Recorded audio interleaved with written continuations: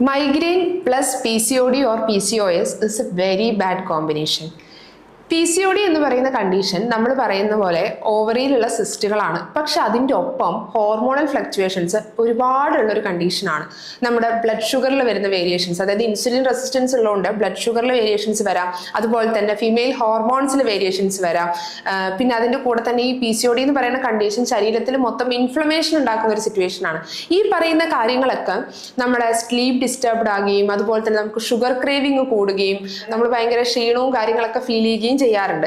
ഈ കാര്യങ്ങൾ എല്ലാം മൈഗ്രെയിൻ്റെ ട്രിഗേഴ്സ് ആണ്. അതുകൊണ്ട് ഒരു PCOD ഉള്ള ഒരാൾക്ക് മൈഗ്രെയിൻ നമ്മൾ എങ്ങനെ ട്രീറ്റ് ചെയ്യും എന്ന് ചോദിച്ചു കഴിഞ്ഞാൽ രണ്ടും ഈക്വലി ഇമ്പോർട്ടൻസ് കൊടുത്ത് മാനേജ് ചെയ്യണം, അല്ലെങ്കിൽ ഈ മൈഗ്രെയിൻ ട്രിഗർ ആയിക്കൊണ്ടേയിരിക്കും. അപ്പോൾ ആക്ച്വലി PCOD ഉള്ള ഒരു പേഷ്യന്റിന് PCOD എന്ന് പറയുന്ന കണ്ടീഷനും നല്ല ഇമ്പോർട്ടൻസ് കൊടുക്കണം in the treatment of migraine also.